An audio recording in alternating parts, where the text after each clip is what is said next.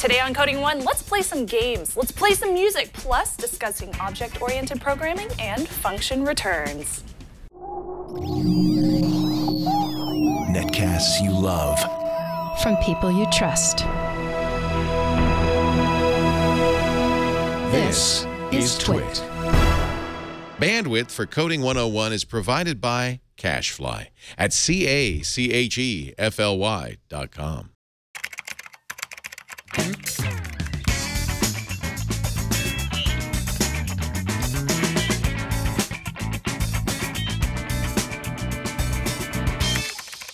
Welcome to Coding 101. It's the Twitch show that gives you the knowledge to live in the wonderful world of the Code Monkey. I'm Father Robert Ballisaire. And I'm Shannon Morris, and for the next 30 minutes or so, we are going to get you coded up on all the code that you ever need to know. That's right. Now, we've been talking a little bit about functions this past week, and I know it's been causing a little bit of angst in our community. It's a little confusing. It's a little confusing. I know, it's a high-level topic, and so we thought that it would be a good time for us to maybe do a quick rewind and bring you up to speed on what we expect coming into this lesson. Exactly. So why don't we go ahead and hit it up with doing a really quick review of Lou's code from last week, and I'll also show you what I came up with as well, because I came up with some pretty cool stuff. I've heard, yes. So let's take a look at my computer, and I will show you Lou's code from last week and just give you a general overview of what he did. So he has a nice little while loop here, and then he goes into this function. Ta-da! So up here, he's basically saying, okay, if you click A, and I'll go into why that number 65 is there, or if you click B, you're going to choose this one. Click C, selection number 67, and then if you click Q, escape, or enter, you're going to hit 27. Now, a quick note about this, because this was actually brought up in our Google Plus community. People were wondering, well, where did he get the numbers from? Exactly. Please just go ahead and jump onto Bing, jump onto Google, and look for C# and key press assignments. And it will actually give you what numbers are associated with which keys. I actually did find a table for that over at the Google Plus community. Somebody linked over to that. So I'll show you in just a few moments of where you can actually find that. Now, going on with Lou's code, he also included a whole bunch of, generally a menu that you can choose from. Request a word, convert to binary, or just say hello, and then Q to quit. Each of these just goes into basically a string. So the first one is, what word do you want to repeat? Do you want to repeat monkeys? How many times do you want to repeat monkeys? Say 9 times, and then it prints it out 9 times for you. The second one he did was converting an integer to a binary. So you enter a whole number that you want to include, and then it goes into converting that integer into a binary down here. So it changes that right there.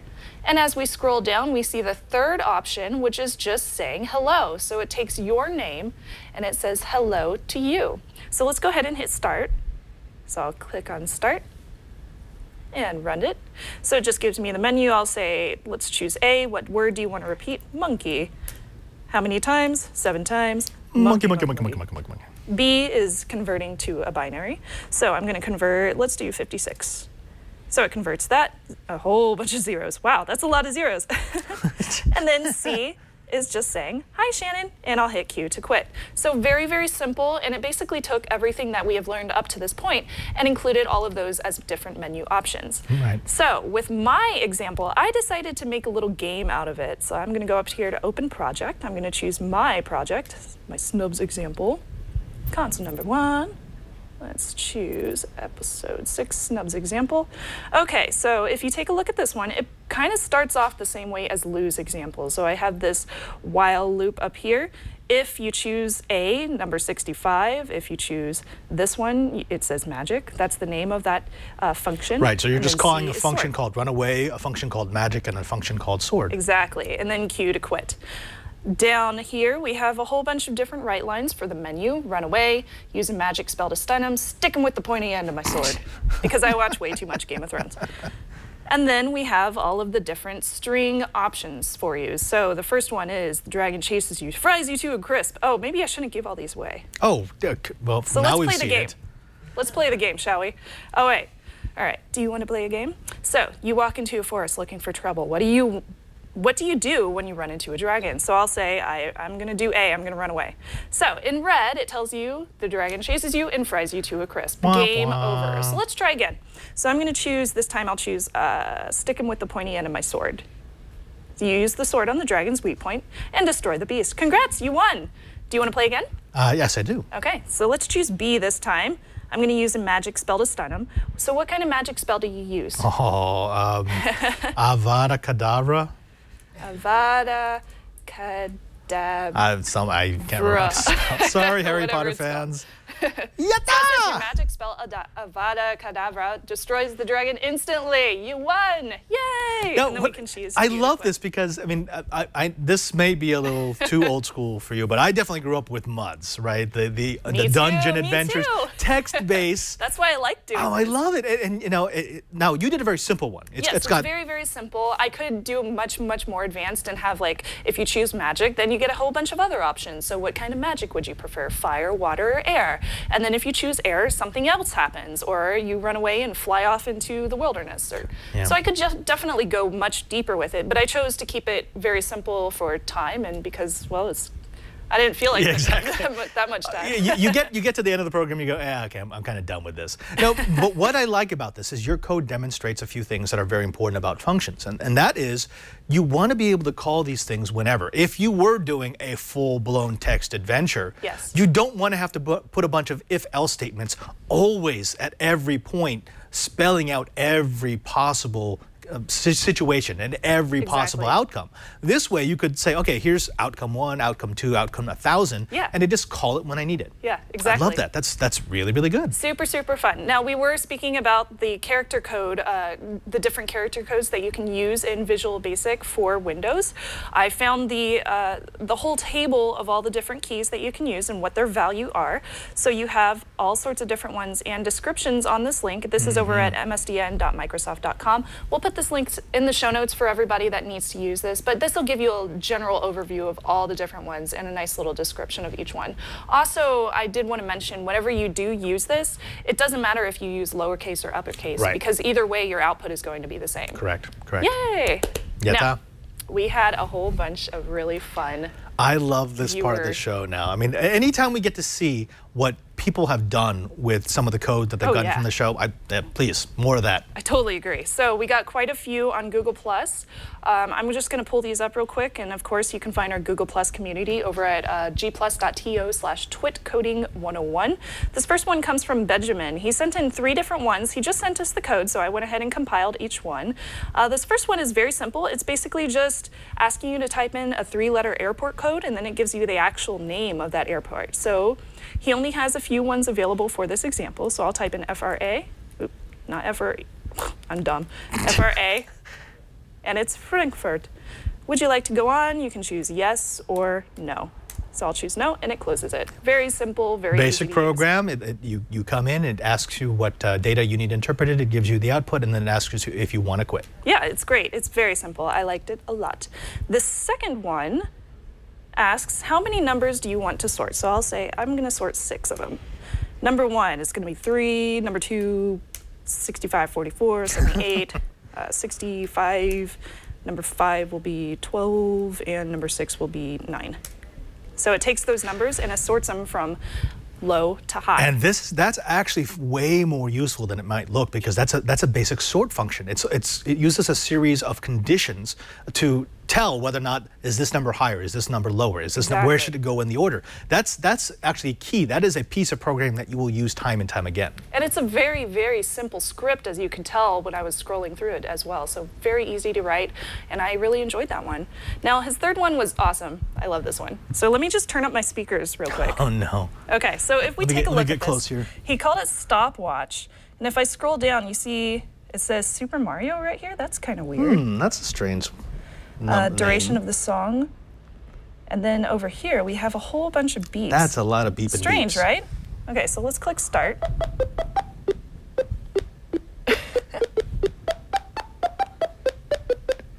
Now, if you haven't noticed, that is Super Mario's theme song entirely in console beeps. That's so cool. It is cool.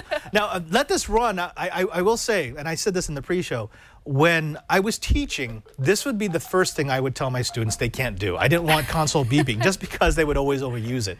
But it's annoying. it gets annoying. It's fun now, but so now it tells you the duration of the song was 26.98, which he had written that into the code as we saw. So cool. I had no clue that you could use C# to make things come out of your speakers. Oh, absolutely. But it makes sense. And again, this is one of those things. Now, the console command was one of the very first that we covered. In fact, it was the first command that we ever covered on the show. Yeah. It is incredibly powerful. If you're in the IDE, if you're playing around with that integrated developer environment, go ahead and type console dot, and then it will give you a menu of all the different things that that console command can do. The wonderful thing about that is you can then experiment. Go ahead and play around with some of the different options, some of the different features and functions of console, and see if you can maybe make it do something you were not expecting. I love it. That is so cool. So much fun. All right, and of course, I have to share Square Iguana. Now, obviously, you are not just a novice at this, but your stuff is awesome. So yeah, let's take a look. It's so cool. So this is his episode 4 example, or episode 3, excuse me. He said he couldn't find anything really interesting to do with just for loops. So he didn't already do in his last example. So here's a text to Morse code translator. Now, if you actually use the GitHub code that he includes with this comment, he says if you comment out, or I basically comment in the information, you can actually hear the Morse code come out of your speakers as well. So we got 2 examples about using your speakers with your console commands. Yay. So awesome. Square Iguana, you are awesome. He showed a couple of other ones. I'll just run through these real quick. Episode 4 example basically takes this. I was originally going to move a character around, but creating the code led me to a bug in my code. That was interesting. The character led a trail behind him, so I thought this is something that I can do a little bit different. This is how simple the Paint application got started. So this basically tells your mouse movements to create a little painted snake on your computer screen. Isn't that cute? Actually, you know, very easily this could be turned into that, like the snake game that everyone had on their phones back in the 90s and 2000s. It looks like a simple piece of code, but honestly, you could take simple pieces of code and modify them to do incredible things. Again, that's what we're all about. I love it. Yeah. And of course, his third one is from last week's episode, and this was about menus. So we did our own menus. Now that's a menu. A, B, or C. He created a really nice menu version, more of a GUI option, where you can select with your keyboard or your mouse, not a series of commands. So he decided to make a real menu. He didn't have the time or energy to create something for more complete, but he did create a page for each menu item, even if just a simple message.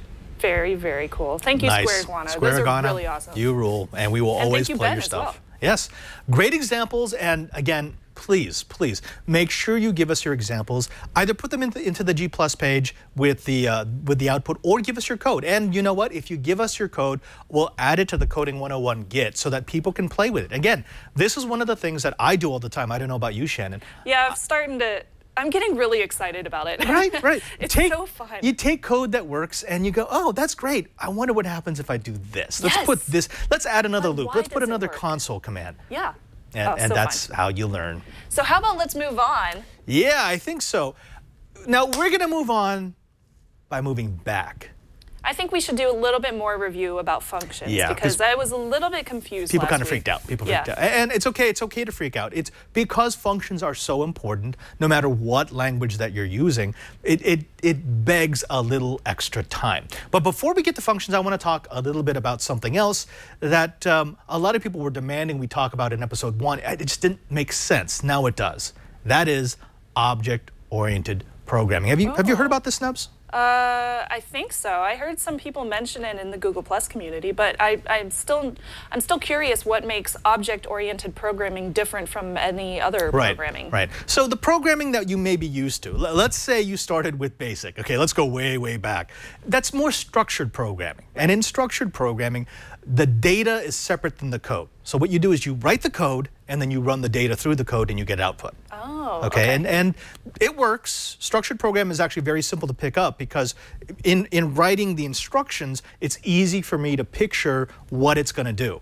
But it's not all that flexible. And one of the other things about structured code is it gets us back into that nightmare of having to rewrite the same section of code over and over and over again, right? Because you're going straight down through it. I don't understand why anybody would want to do that when you have the option to do it this way. Right, right. Which is, you know, the differentiation between structured programming and object-oriented programming, it's actually not that big. It is, as you get into the more modern languages, even the ones that aren't technically object-oriented languages have a lot of object-oriented language concepts into them. The basic concept is this. Rather than having my code and then have my data, I write it so that my code and my data are integrated into a single, what's called an object, object-oriented programming. Oh, okay. Right. So let me give you an example. Let's say I'm writing something for traffic management.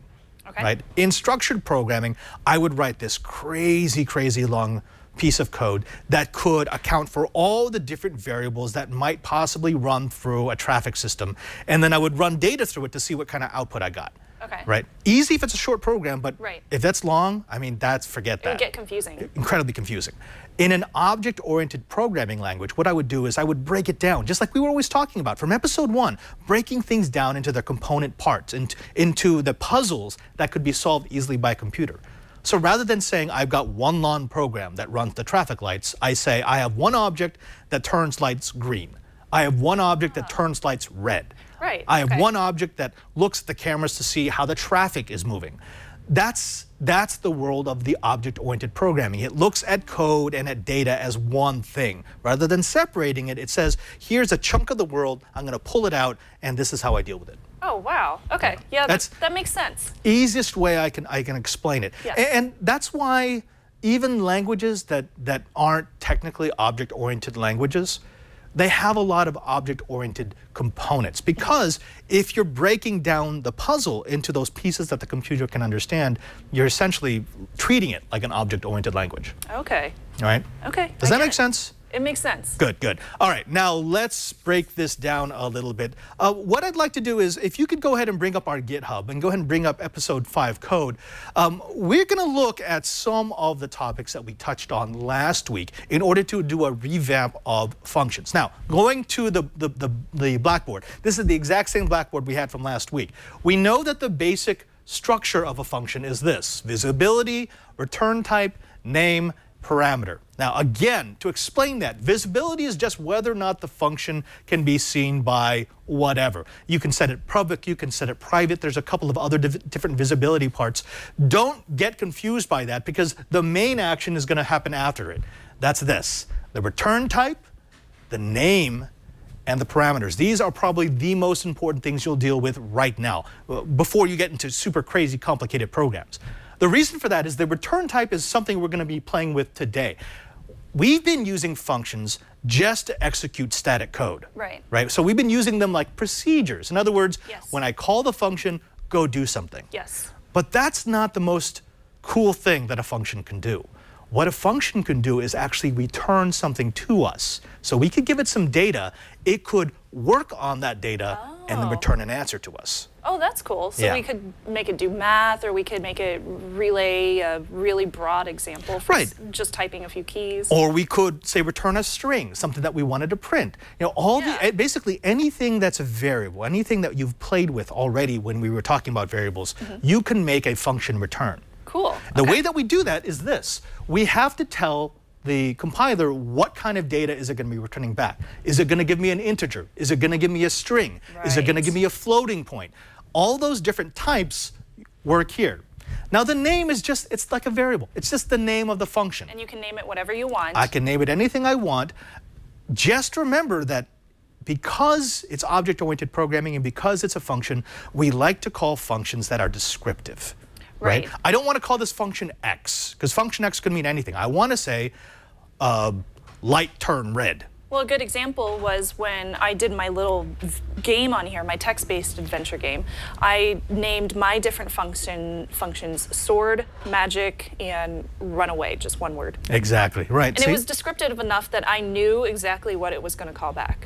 And the reason why we do that, and we've talked about this before, is if you said function 1, function 2, function 3, you would understand that because you're sitting in front of your screen for 2 hours and you get your code. But if somebody else had to come in and look at your code, they would just be like, what does this mean? And then they would have to Google function 1 or try to figure out what it was. And that illustrates one of the or three of the things that make object-oriented programming better. Right. The first is that it's easier to understand, because if you've got functions that are actually called by what they do, it's easier for someone else to pick up, or even for you to pick up 6 months down the road and say, oh yeah, okay, I know what it does because the function's named. Yeah.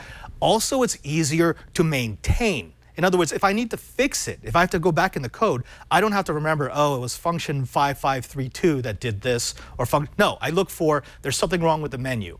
Well, let's go to the menu function. Boom, done. Perfect. Also, easier to upgrade. Because I've encapsulated everything within those functions, it's easy to pull that function out, put it someplace else, or replace it with a better version. Oh, that's so true. I didn't even think about that, but yeah, you're right. Yeah, that's, again, one of those things that we like about object-oriented programming. Cool. Now let's go back to this. Okay, so we know that we've got our function declared with visibility, return type. Let's say it's an integer, right? It's going to return me a whole number.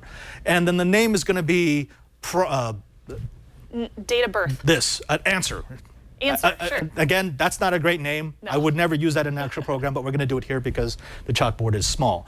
And then the parameter is the data that's going to go into the call. So remember what I said in object-oriented programming, we treat the data and the code as one object? Yes. Well, in order for me to have that, I have to have my code and I have to have my data. My parameter gives me the data. Okay. Okay. Now here was the example that we had. We have public, so it's a public function. Int, so it's going to return an integer. Answer, that's the name of the function. The function is called answer. And then int a and int b. So I know that it can receive 2 whole numbers. And then when I run it, my code inside says int c equals a plus b. So c is going to become the sum of anything I pass into the function. Right. So if integer a comes in and it's worth 3, and integer b comes in and it's worth 2, integer c is going to be worth a plus b, which is 5. Yeah, okay. But now here's the trick.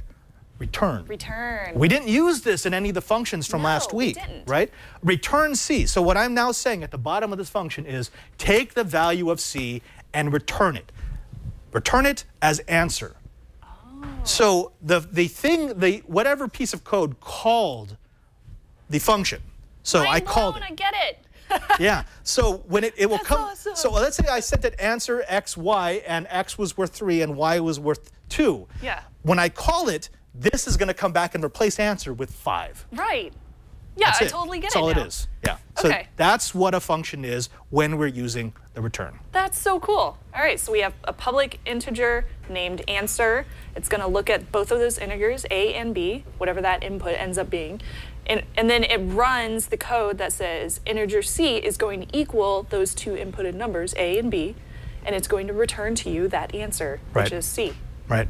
Now, that's awesome. I want to extend an olive branch to the more experienced code monkeys, because there's a lot of people out there who they really got upset. They're like, wait a minute, C# doesn't have functions.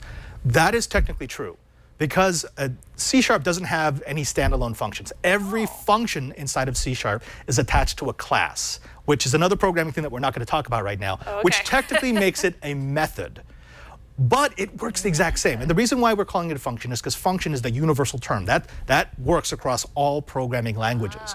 So if you are brand new at coding and someone comes up to you and says, oh, you do realize that you're not actually making functions, you're making methods, just smile and say, yes, yes, I know, and continue writing your function. Don't get confused by the terminology. Okay. Well, yeah, I see why you're calling it a function then. Right, right. Just so I don't get confused. Well, yeah, because we're going to be talking about a lot of different programming languages on Coding 101. Right. And function is the universal term. Okay. Right? It might be called a procedure, it might be called a method, but it works. If it works like a function, if you code it like a function, if it returns a value like a function, it's a function. Right, got it. All right. All right.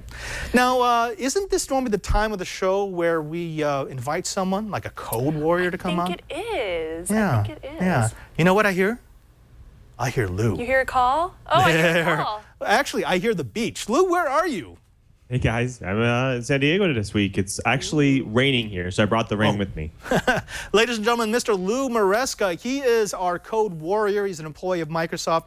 He's been coding for them for an awfully long time. Also a regular here on the TWiT TV network. You've seen him on This Week in Enterprise Tech. You've seen him on Padre's Corner. You've seen him on Tech News Tonight. And yes, you've seen him on Coding 101. Now, Lou, we wanted to go back into functions because I have to admit, I don't know about you, but I got a little bit of panic, right? Some people were panicking, going, oh, well, yeah, when I started writing my own code, I was like, what am I doing? Yeah, yeah. And so we're hoping maybe you could show off some of the nuances with functions, specifically this return thing. You bet. So first thing I want to show is basically a basic function that returns some type of variable that's of some type. So in this case, it's going to be an integer, which is a number of some type, 32-bit integer. And what we're going to do is we're going to have this function specifically take a couple numbers. One be how far we're going to go in miles and how many minutes we have left to get there. Right. And so what this function does is it's going to return a number to tell you basically what speed you have to go in order to get there in time. And so if we notice the functions, what we call the function schema is it takes a number decimal, which is the distance in miles, and again, another decimal, which has a decimal point in it, and how many minutes you got left. And so those are two variables it takes. And then it has this return type over here. So normally we showed most of our functions had a void, which basically said that it returned nothing. Right. In this case, we're going to be returning an integer. Oh. And the reason why it says it's static, it just means that that function's always there available for everybody. Right. And I'm sure we'll get into that later on once you get into object-oriented programming. But for right now, just know that that just means it's there for everybody to use. And the int just basically means it's a number returning.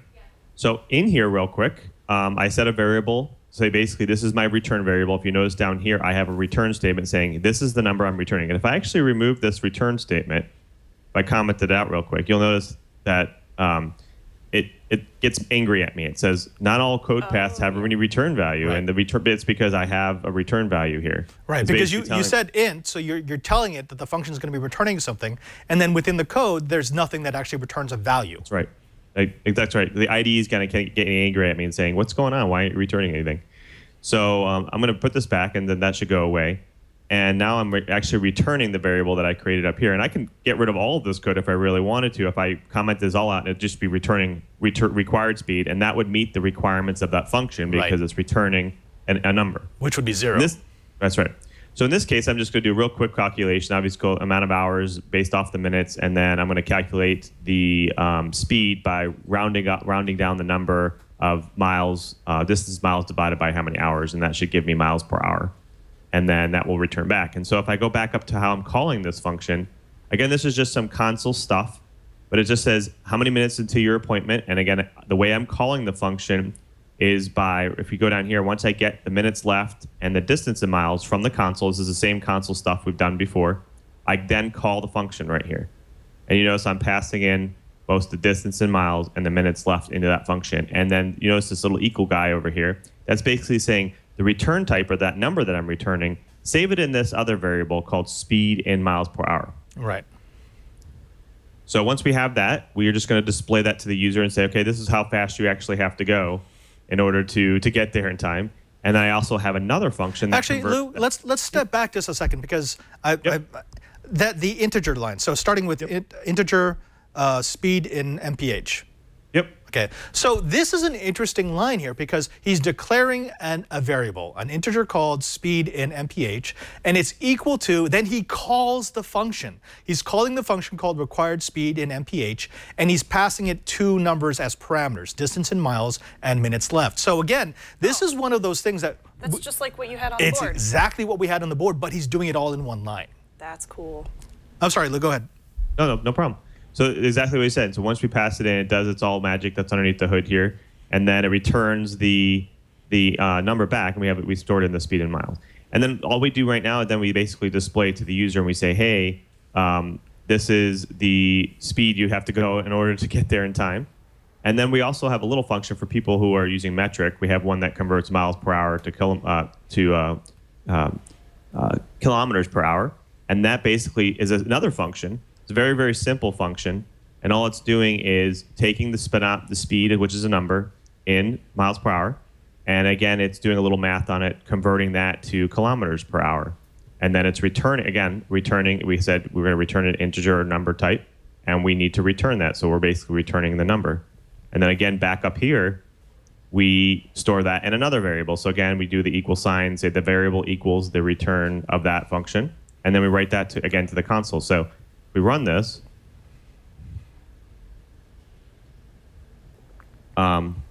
basically it says how many minutes. I have 30 minutes to get there, and I have about 45 miles to go. And it's basically saying you need to go 90 miles an hour to get there. You need to Good haul. luck with that. Go. Oh, that's so cool. So basically that's pretty much it. And the nice thing about it is I don't have to put all this special code with inline here, so it gets a little bit kind of cluttered here over time. So that's kind of what functions are all about. Right. Is they're about kind of reducing the size of your program and making little functional pieces, things that make sense, into small chunks. They're keeping your code clean so that if anybody else has to look at your code, they will understand what's going on. That's right. Right. That's right. Now, people who are getting a bit more advanced in code, what they're going to find is, if they're doing it right, the actual main section of the code, right, the main function, is going to be really, really short. There shouldn't be a whole lot there. It should be calling other functions that are actually doing all the work. And what you see in Lou's example, which is I love, he's got functions that are calling other functions. And that's what we want to do, because then it leverages all the code that you've written before. Rather than writing something 15, 16, 17, 100,000 times, you write it once and then you call it as many times as you need it. Now, I do have a question for you, Lou. Since you were pulling 2 decimals, and then the integer was the one that got outputted, can you still have a decimal come out instead of a full number? Yeah, you could do that. The reason why I just had a full number was just so that it was kind of rounding up. Nobody really knows how to go. I guess people do know how to go 10.5 miles, but I totally know how to do that. Yeah, it made sense. Go faster, you know. In this sense, yeah, you could basically, if I really wanted to, I could change this to a decimal. Again, change this to a decimal, and I don't even have to convert this then to an integer or round it in that case. I could just leave the math here to basically say divide by that, and now that's it, and then I can return the decimal up here. So it makes this code a little simpler. Yep. Well, that's the first time we've seen decimals on the show. Yay! Woohoo! Yatta! Yeah. Now, Lou, I got to ask this. So someone who is looking at your code afterwards, because we're going to make your code available on the GitHub, just go into the show notes and you'll be able to pull up everything, actually all the examples from today's show. But someone who's looking at it, and we're going to ask them to play with it, because that's what we always do, right? Absolutely. Get in the code, play with a couple of things. What would be the thing that you think they need to play with the most? What's the thing that they should break, the thing that they should try to rename? What's the thing that they should try to practice so that their proficiency with functions will grow? I think the best thing to do is just try things out. You know, just basically go in and remove some things. Let the IDE kind of tell you what's going wrong, and then try yourself at actually doing some calculations and adding some more functionality in there, and then maybe even add some additional functions. So in my case, I returned kilometers per hour. Maybe go in and ask the user for kilometers per hour and convert it to miles per hour. Maybe create your own function to do that.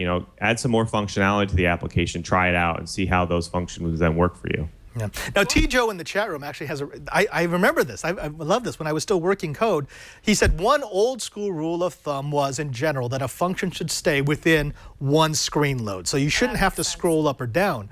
And I was always told if it needs to go more, it means you need to break out functions. Well, gosh, I guess we're lucky that our resolutions are getting better here. But I got to ask, Lou, I mean, obviously, programs are a lot more complicated now than when I was still coding. Is that still something that you try to do? And the reason for it was because if you could have it all in one screen, it means that it was simple enough for someone to take an at-a-glance look and say, I know exactly what that function does. Sure, I think functions, it's a good rule to follow. Like Snubs said, sometimes the resolution is so big you get a lot in line. But it's a good rule to follow. The only problem is over time, the more functions you have, sometimes you do want to kind of have the same function do a bunch of things. And that's only because you don't want to have to piecemeal everything out into little smaller things that you won't ever use again. A lot of people, when we get into object-oriented programming, we'll talk a lot about private things versus public things. And a lot of private functionality can sometimes get really complex because people try to break it out into lots of little tiny small things. But I think it is a good rule to follow that if you have small, this much code to fit on the screen, it makes sense to have that much functionality within there. And then, as you go on, you can kind of add more functions and so on. But you don't want to get too crazy with it, at least. Well, let's hear a code confession, Lou. What's the longest function you've ever written from Microsoft? You know, I think it was I'd say about 400 lines, maybe 450 lines. It's yeah, that's pretty long. Definitely does not fit in one screen. Yeah. But again, you're right. I mean, it is a good rule of thumbs. As T. Joe mentions in the chat room, it is a good rule of thumbs to try to break it down. But you get to the point at which, if you know you're never going to use that piece of code for anything ever again, and you're only busting it out into its own function in order to meet that rule of thumbs, that's when you break the rule of thumbs. Okay. Yeah, yeah. Well, Lou, thank you so very much. I mean, hopefully, this is now easier for people to understand, and they're going to go forth. It's easier for me. And function, exactly. That's what we want. Now, next week, let's get the folks excited here. Next week, we had a little chit-chat here. We want to start getting into some graphics and animation, right? Absolutely. Definitely, I'm super excited about that. Yeah. So maybe some Windows Forms programming. Yes. So we're going to be stepping out of the console a little bit, and Lou's going to show us some interesting doodads with what else you could do with C#. But until then, Lou, thank you so very much for joining us. You want to tell the folks at home where they can find you? Definitely, Lou MM on Twitter. And then, of course, next week I'll be in Florida. I'm sorry, not Florida, Atlanta for Convergence 2014. So come out. If you guys are in the area, come out, check out my session there. Yeah, everyone should say hi to Lou MM. He really isn't. He's a nice guy. I'll come out there just to say hi to you. Yeah. All right, sounds good. Yeah. Now, until then, we've got a couple of tools to help people who may be still freaking out about functions.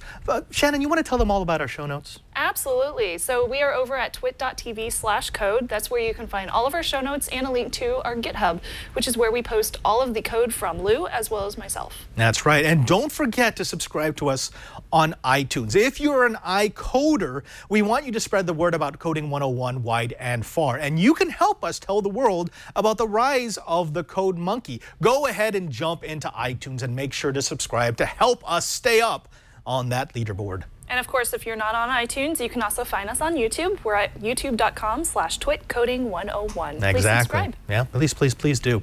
Also, we've started a Google Plus community. It's still fledgling. You know, there's about 500 users or so, but we're hoping to get it much more active and much larger. The nice thing about this is we've got people in this community who have been coding for years and years and years. Yes. And they can help you. If you get stuck, if you get frustrated, if you're like, I don't know what to do with these, jump into that community and they'll help you out. Just go to, what is it? It's gplus.to/twitcoding101. And I should mention, Joe in there actually asked me in episode 4 when I saw a bunch of windows pop up beneath my code. I said, what is that? Turns out it's a debugger running in the background. Boom. Exactly. Bam. Yeah. So there's so many of the questions that you might have can be answered by those guys in just a moment's notice. Also, if you don't like jumping into Google+, why not catch up with us on our other social networky type thingies? Networks. Yeah, you can find me on Twitter. Yeah, so I do the tweeting thing. Twitters. The Twitters, yeah. You find me at twitter.com/PadreSJ. That's at PadreSJ. And I'm at Snubs. Super easy. Yeah. Also, did you know that we do the show live? We do. Yeah, we're actually here. Oh. It's weird, right? Yeah, every Thursday at 1:30 p.m. Pacific time, you can find us at live.twit.tv/Snubs is hiding under the table. Also, as long as you're going to watch us live, why not join us in the chat room at irc.twit.tv? There you'll be able to talk to some of the very same people who make our G+ community so awesome. It's true. It is true. Until next time, I'm Father Robert Balacer. I'm Shannon Morse. End of line.